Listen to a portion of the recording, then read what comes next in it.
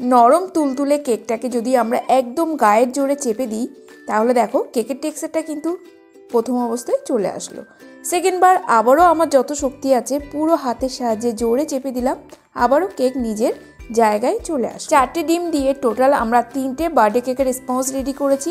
এই স্পঞ্জের সাহায্যে আমরা খুব সহজে 1 পাউন্ড ওজনের একটা বার্থডে কেক ডেকোরেশন করে ফেলতে পারবো। আর এই স্পঞ্জটা বানানোর জন্য আমরা কি এমন সিক্রেট ইনগ্রিডিয়েন্টস ব্যবহার করেছি যে তার জন্য আমাদের কেকগুলো এত সুপার সফট, ময়েস্ট আর ফ্লাফি ভাব হয়েছে। So hi everyone, welcome back to my channel cooking baking lovers. আজকের পর্ব কিন্তু খুব ইন্টারেস্টিং পর্ব। যাদের কেকের স্পঞ্জ নিয়ে এত সমস্যা, কেকের স্পঞ্জটা ঠিকঠাক পারফেক্টভাবে ফুলছে না, ফোলার পর আবার চুপসে, বেসিক্যালি এই রেসিপিটা আমি আমার এক সাবস্ক্রাইবার এবং যারা এই সমস্যায় ভুক্তভোগী আছো তাদের জন্যই রেডি করছি। তো হাসিনা খান, তোমার জন্য কিন্তু এই রেসিপিটা শেয়ার করলাম। তুমি অনেক দিন ধরে আমাকে কমেন্ট করছো বেকারি স্টাইল বার্থডে কেকের স্পঞ্জ শেখানোর জন্য। আর কথা না বাড়িয়ে আসা যাক আমাদের মূল রেসিপি। আজকে রেডি করব বার্থডে কেকের স্পঞ্জের রেসিপিটা যেভাবে শেয়ার করছি আমি সমস্ত কিছু কিন্তু 1/2 পাউন্ড 1 পাউন্ডের মেজারমেন্ট ডেসক্রিপশানে দিয়ে দেব। তো চলো বন্ধুরা, সবার প্রথম এখানে নিয়েছি 4টে ডিম। 4টে ডিম একটা বোলের মধ্যে আমি এক এক করে ফাটিয়ে নিয়ে নিলাম। 4টে ডিমের সাহায্যে আমরা 2 পাউন্ড মানে 1 কেজি বার্থডে কেকের স্পঞ্জ কিন্তু রেডি করব। স্পঞ্জ রেডি করব আজকে 6 ইঞ্চি কেক টিনে। তো সবার প্রথম 4টে ডিম আমি আলাদা বলে ফাটিয়ে নিয়ে নিলাম। এরপর অন্য একটা বাটি নেব, তার মধ্যে এক এক করে অ্যাড করব শুকনো উপকরণ। প্রথমে দিলাম 120 গ্রাম ময়দা, তার সাথে অ্যাড করব 8 গ্রাম ভ্যানিলা পাউডার, 8 গ্রাম বেকিং পাউডার, আর এর সাথে অ্যাড করব 1 চুটকি লবণ। তারপর এখানে দেব 2 টেবিল চামচ মিল্ক পাউডার। মিল্ক পাউডারটা দেওয়া হয়ে গেলে এরপর আমরা সমস্ত শুকনো উপকরণগুলো চেলে নেব। এরপর চলো ডিমগুলো বিট করব। তার জন্য সবার প্রথম আমি ডিমের মধ্যে এক এক করে 2 প্রকার এসেন্স দেব। এখানে আমি 1/2 টিএসপি করে ভ্যানিলা এসেন্স আর দিয়ে দেব মিল্ক এসেন্স। যাদের ডিমের গন্ধ আসে এইভাবে ডিমের মধ্যে এসেন্স অ্যাড করে ডিম ফেটিয়ে দেখো, কোনো গন্ধ আসবে না। ইলেকট্রিক হ্যান্ড বিটারে স্পিডটা লো রেখে প্রথম আমরা 1 মিনিট ফেটিয়ে নেব। তারপরে আমরা অ্যাড করব 120 গ্রাম চিনি, কিন্তু চিনিটা আমরা একেবারে দেব না, আমরা অল্প অল্প করে চিনি অ্যাড করব আর ইলেকট্রিক হ্যান্ড বিটারের সাহায্যে ফেটাতে থাকবো। এতে আমাদের চিনিটা গলতে শুরু করবে। তোমরা চাইলে এখানে গুঁড়ো চিনিটাও অ্যাড করতে পারো, এতে কিন্তু চিনিটা খুব তাড়াতাড়ি আমাদের ডিমের ফোমের মধ্যে ডিজলভ হয়ে যায়। ডিমের ফোমের মধ্যে চিনিটা গলে যেতে আমার সম্পূর্ণ সময় লেগেছে কিন্তু 5 মিনিট। 5 মিনিট ধরেই আমি ফেটিয়ে চিনিটা সম্পূর্ণ মেল্ট করে নিয়েছি। এরপর এর মধ্যে অ্যাড করে দিলাম 1 চামচের মতো আমি এখানে কেক জেল। কেক জেলটা অ্যাড করা মানেই কি হলো, আমাদের কেকের যে ব্যাটারটা আমরা রেডি করছি এটা কিন্তু খুব ভালো একটা বাইন্ডিং দেয়। এই বাইন্ডিংটা দেওয়ার ফলে আমাদের কেক কোনো প্রকারে কিন্তু বসে যাওয়ার ভয়টা থাকে না। যারা একদম প্রফেশনালভাবে কেক শিখতে চাও তারা কিন্তু অবশ্যই কেক জেলটা পারচেস করো। তো তোমাদের এলাকায় যে কোনো কোম্পানির কেক জেল পারচেস করতে পারো। আর কেক জেল তোমরা সবসময় নর্মাল ফ্রিজে স্টোর করবে। কেক জেল যত ঠান্ডা হবে আমাদের কেকের মধ্যে ফ্লাফিনেসটা কিন্তু খুব ভালো আসবে।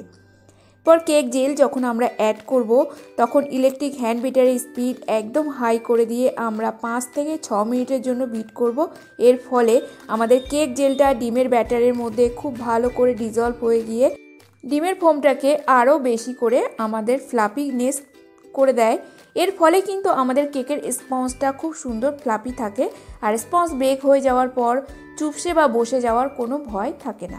আমরা একটা ডিমের মধ্যে ব্যবহার করব 1 গ্রাম কেক জেল, মানে আমরা 1/4 টিএসপি করে কেক জেল অ্যাড করব। ডিমের ফোমটা আমার এখানে সম্পূর্ণ রেডি হয়ে গেছে। এরপর এক এক করে আমি শুকনো উপকরণগুলো ঢেলে দিলাম। যতটা আমাদের ময়দা ছিল সমস্ত আমি ডিমের ফোমের মধ্যে দিয়ে দিলাম। এবার স্প্যাচুলার সাহায্যে প্রথমে অল্প মিশিয়ে নেব, নাহলে এই অবস্থায় যদি আমরা ইলেকট্রিক হ্যান্ড বিটারটা চালাই তাহলে আমাদের অনেকটা ময়দা উড়ে যায়। তো কেক জেল দিয়ে আমরা যখন ডিমের ব্যাটার রেডি করব সেই ব্যাটার কিন্তু আমরা ইলেকট্রিক হ্যান্ড বিটারের সাহায্যে বিট করলে কোনো অসুবিধা হবে না। এর মধ্যে দিয়ে দেব আমি 20 গ্রাম রিফাইন তেল। রিফাইন তেলটা অ্যাড করার পর আমরা ইলেকট্রিক হ্যান্ড বিটারের স্পিডটা একদম লো রাখবো। লো রেখে আমরা 1 মিনিটের জন্য বিট করে নেব। এর ফলে আমাদের তেল ব্যাটারের মধ্যে খুব ভালো করে মিক্সড হয়ে যাবে। সবার লাস্ট একটা স্প্যাচুলারের সাহায্যে এইভাবে নাড়িয়ে নেব নিচ আর উপরে। অনেক সময় আমাদের নিচে ব্যাটার একটু লেগে থাকে আর ব্যাটারের কনসিস্টেন্সিটা দেখো কতটা ফ্লাপি। ঠিক এতটাই ফ্লাপি কনসিস্টেন্সিতে আমাদের ব্যাটারটা রেডি হলেই কিন্তু পারফেক্টভাবে কেকের রেসপন্সটা রেডি হবে। তো এখানে দেখো আমি ওয়েট করে নিচ্ছি। এক একটা কেক টিনে আমি 200 গ্রাম করে কিন্তু কেকের ব্যাটার ভরছি। টোটাল আমি 3টে কেক টিন নিয়েছি, 2টো টিনে আমি ভরে নেব 200 গ্রাম করে। বাকি যে অবশিষ্ট ব্যাটারটা পড়ে থাকবে সেটাই আমি নেক্সট টিনে। এরপর বন্ধুরা আমরা সবসময় একটা মেজারমেন্ট ফলো করব। একটা ডিমে আমাদের লাগে 30 গ্রাম ময়দা, 30 গ্রাম চিনি, 2 গ্রাম বেকিং পাউডার, 2 গ্রাম ভ্যানিলা পাউডার, 2 গ্রাম মিল্ক পাউডার, তার সাথে আমরা অ্যাড করব 2 গ্রাম কেক জেল।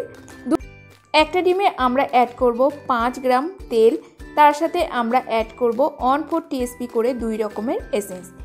কেক ব্যাটারের মধ্যে আমরা ভ্যানিলা পাউডার, ভ্যানিলা এসেন্স দুটোই ব্যবহার করছি, তার ফলে কিন্তু আমাদের কেকের মধ্যে কোনো ডিমের গন্ধটুকুই আসবে না। এরপর আজকে আমরা বেক করে নেব 160 ডিগ্রি টেম্পারেচারে। আমার 30 লিটারের ওটিজি, আমি এখানে বোথ রড অন রেখেছি। আমার যেহেতু ওটিজিতে অপশান নেই, নিচের রড আপার রড, আমার একটাই অপশান আছে both rod on. Both rod on রেখেই আমি এখানে 30 মিনিটের জন্য বেক করে নেব 160 ডিগ্রি টেম্পারেচারে। 30 মিনিটের মধ্যে আমাদের কেকগুলো খুব সুন্দরভাবে ফুলে উঠেছে। এখানে কেকটা সম্পূর্ণ ঠান্ডা হয়ে গেলে আমি বাইরে বের করে নিয়েছি। আর কেকের উপরে টেক্সচারটা দেখো কত সুন্দর বেক হয়েছে, কোনো ক্র্যাক আসেনি, কোনোভাবে কিন্তু আমাদের কেক বসে যায়নি।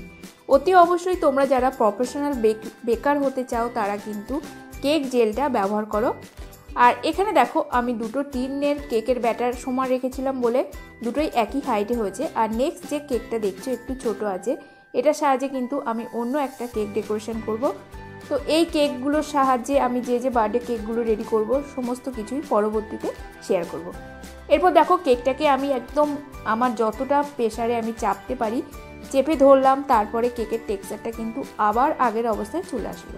এইভাবে আমি 2বার চাপলাম, দ্বিতীয়বারেও কিন্তু আমার কেকটা ঠিক একই অবস্থায় চলে আসলো। আর কেকটা দেখো কতটা ফুলেছে, কেকের কত সফটনেস। এইভাবে কিন্তু আমরা খুব সুন্দরভাবে বেকারি স্টাইলে বার্থডে কেকের স্পঞ্জ তৈরি করে নিতে পারি। আজকের বার্থডে কেকের স্পঞ্জের রেসিপিটা কেমন লাগলো বন্ধুরা অবশ্যই কমেন্ট করে জানাবে। তার সাথে তোমাদের কোথাও কোনো অসুবিধা হলে আমাকে কমেন্ট করে জানিও।